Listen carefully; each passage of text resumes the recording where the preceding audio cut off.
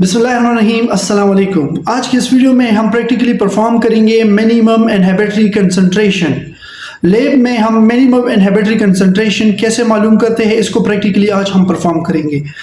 लेकिन इस टेस्ट को परफॉर्म करने से पहले कुछ बेसिक टर्मिनोलॉजीज़ है जिसको जानना बहुत ज़्यादा ज़रूरी है, और वो टर्मिनोलॉजीज़ है मिनिमम इनहिबिटरी कंसंट्रेशन MIC, ये क्या होता है, मिनिमम बैक्टीरिसाइडल कंसंट्रेशन MBC, इसको डिस्कस करेंगे।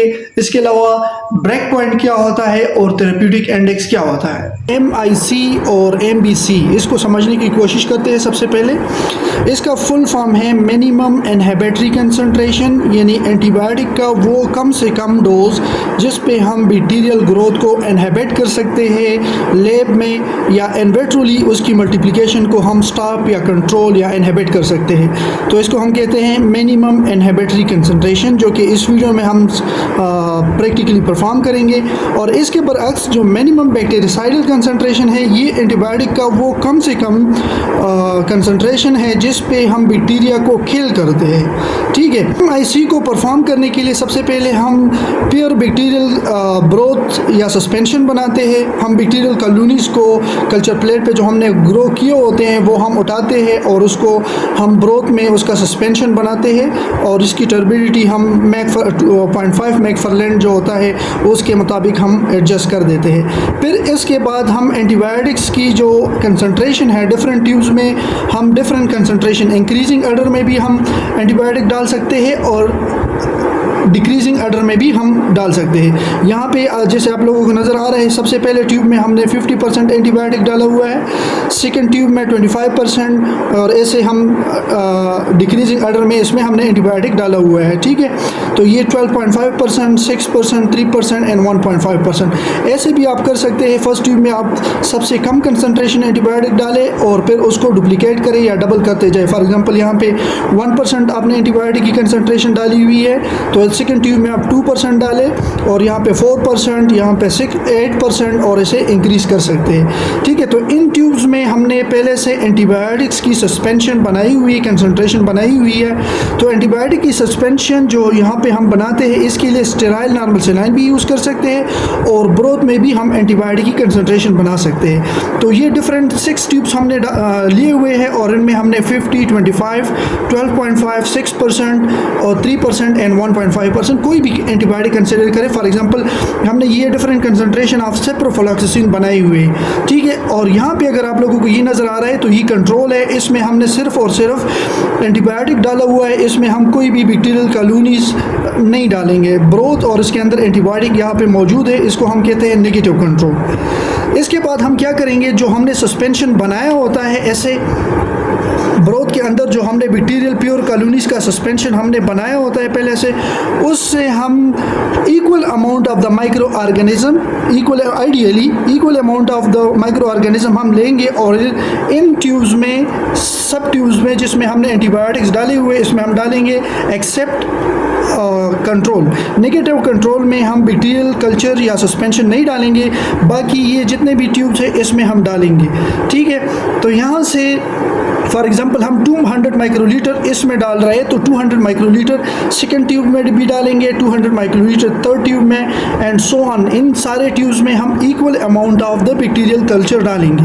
ठीक है, फिर इसमें ये बैक्टीरियल कल्चर डालने के बाद हम इन ट्यूब्स को इंक्यूबेटर में ओवरनाइट इंक्यूबेट करते हैं 37 डिग्री सेंटीग्रेड पे। ओवरनाइट इंक्यूबेशन का मतलब ये है 18 से लेके 24 आवर्स के लिए हम इसको इंक्यूबेटर में रखते हैं, और फिर इन ट्यूब्स को हम चेक करते हैं। इनिशियली जब हम इसमें इनाकुलम डालते हैं या बैक्टीरियल कॉलोनीज़ हम इसमें डाल देते हैं, तो इनिशियली ये ट्यूब्स क्लियर होते हैं, इसमें जो फ्लूइड मौजूद होता है, सस्पेंशन मौजूद होता है, वो क्लियर होता है। इनको जब हम ओवरनाइट इंक्यूबेट करते हैं, तो ओवरनाइट इंक्यूबेशन के बाद हम इस ट्यूब्स में टर्बिडिटी चेक करते हैं। तो सबसे पहले हम क्या करते हैं, इस लो कंसंट्रेशन वाले ट्यूब को उठाते हैं, और इसकी टर्बिडिटी हम इस नेगेटिव कंट्रोल के साथ कंपेयर करते हैं। इस ट्यूब के साथ हम ये सारे ट्यूब्स कंपेयर करेंगे। तो सबसे पहले हम नेगेटिव कंट्रोल के साथ 1.5% ट्यूब उठाएंगे, और इसमें देखेंगे टर्बिडिटी इसमें मौजूद है कि नहीं। अगर टर्बिडिटी इसमें मौजूद है तो इट मीन्स कि यहाँ पे 1.5% of the antibiotic concentration was not able to control the bacterial growth। तो बैक्टीरियल ग्रोथ की वजह से यहाँ पे टर्बिडिटी आ रही है। इसके बाद हम उठाएंगे 3% वाला ट्यूब। अगर यहाँ पे टर्बिडिटी होगी तो इसका मतलब ये होगा कि 3% of the ciprofloxacin was not able to inhibit the growth of, for example एक बैक्टीरिया है एस्क्रिशिया कोलाई, उसकी ग्रोथ को इनहिबिट ना कर सका। सिमिलरली 6% का ट्यूब हम उठाएंगे और इसके साथ कंपेयर करेंगे। लेट सपोज हम कंसिडर करते हैं कि इस कंसंट्रेशन पे 12.5% कंसंट्रेशन ऑफ द सिप्रोफ्लॉक्सासिन जिस ट्यूब में हमने डाला हुआ है, इसकी टर्बिडिटी को जब हमने नेगेटिव कंट्रोल के साथ कंपेयर किया तो ये इसकी टर्बिडिटी साथ सेम थी, दोनों क्लियर थे। तो इसका मतलब ये है कि 12.5% कंसंट्रेशन जब हम सिप्रोफ्लॉक्सासिन का यूज़ करते हैं तो वो एस्क्रिशिया कोलाई की ग्रोथ को इनहिबिट कर सकता है। यहाँ सिमिलरली यहाँ पे भी इस ट्यूब को भी जब उठाएंगे तो ये 25% है, तो 25% वाला ट्यूब जब हम उठाते हैं और नेगेटिव कंट्रोल के साथ हम कंपेयर करते हैं तो इसमें भी ट्रांसपेरेंट होगा, इसमें भी बैक्टीरियल ग्रोथ नहीं होगी। और सिमिलरली 50% वाला ट्यूब जब हम उठाएंगे तो उसमें भी ग्रोथ नहीं आती और वो भी क्लियर होगा।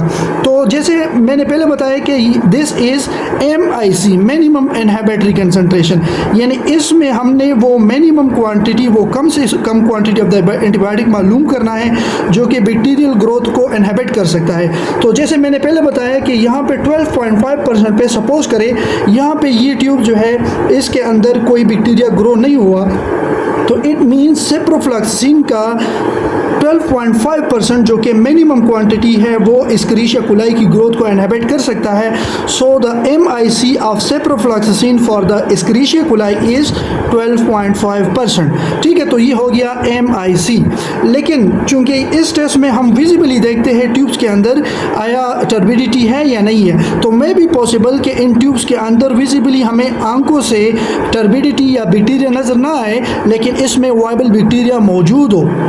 तो इसके लिए हम क्या करेंगे, इन ट्यूब्स से हम जो यहाँ पे जो माइक्रो ऑर्गेनिज्म या बैक्टीरिया मौजूद होते हैं MIC के बाद हम क्या करते हैं, इन ट्यूब से हम इनाकुलम उठाते हैं और कल्चर प्लेट्स पे इन बैक्टीरिया को या इन मीडिया को हम इनाकुलेट करते हैं और ओवरनाइट 24 आवर्स के लिए हम इसको इंक्यूबेट करते हैं। अब अगर इस ट्यूब में से जो हमने बैक्टीरिया उठाया है या जो मीडिया हमने उठाया है वो कल्चर मीडिया पे ग्रो हो गया, तो इसका मतलब ये है कि ये एंटीबायोटिक जो है सिप्रोफ्लॉक्सासिन इसकी MIC है, मिनिमम इनहिबिटरी कंसंट्रेशन है, बैक्टीरिया की ग्रोथ को इनहिबिट कर सकता है लेकिन सारे बैक्टीरिया को किल नहीं कर सकते, बैक्टीरिसाइडल नहीं है, इनहिबिटरी कंसंट्रेशन है इसकी। तो इसको मालूम करने के लिए हम फिर नेक्स्ट वीडियो में डिस्कस करेंगे कि मिनिमम बैक्टीरिसाइडल कंसंट्रेशन कैसे परफॉर्म करते हैं। अब इसके बाद एक इम्पोर्टेंट पॉइंट है और वो है ब्रेक पॉइंट्स। ठीक है, ये तो हम इनविट्रोली लैब में हम ये परफॉर्म करते हैं MIC। क्लिनिकली पेशेंट को तो हम ये डोज नहीं दे सकते, तो क्लिनिकल सिनारियो में हम कितना डोज, सेफ डोज हम पेशेंट को देंगे ताकि बैक्टीरियल ग्रोथ को या इन्फेक्शन को इनहिबिट किया जाए।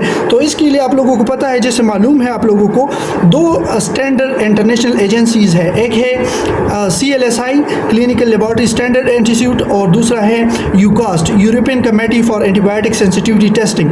ये दो agencies on the regular basis हमें गाइडलाइंस प्रोवाइड करते हैं, हर एंटीबायोटिक की MIC, ब्रेक पॉइंट्स और थेरेप्यूटिक इंडेक्स डिटरमाइन करते हैं हर पैथोजन और हर एंटीबायोटिक के लिए। ये एनुअली अपग्रेड होते हैं। ठीक है, ये जो दो इंटरनेशनल एजेंसीज़ हैं ये पेशेंट के लिए क्लिनिकल सेटिंग में सेफ डोज हम कितना पेशेंट को किसी एक इन्फेक्शन के लिए दे सकते हैं ये डिटरमाइन करते हैं। तो इसमें से एक टर्म यूज़ होता है ब्रेक पॉइंट्स।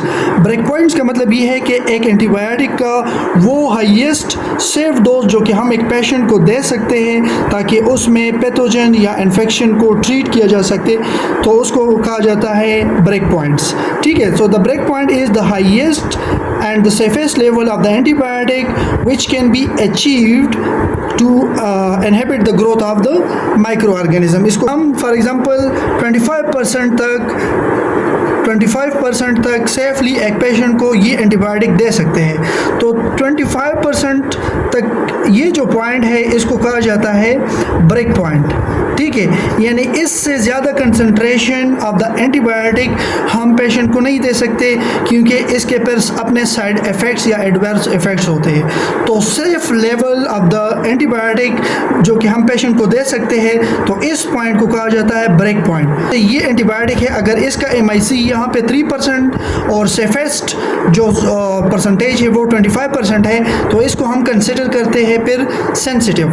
अब अगर एक एंटीबायोटिक है उसका जो MIC है वो इस ब्रेक पॉइंट के साथ करीब है, 12.5% इसकी MIC है और ब्रेक पॉइंट 25% है, तो ये दोनों करीब है, इसको हम इंटरमीडिएट रिपोर्ट करेंगे।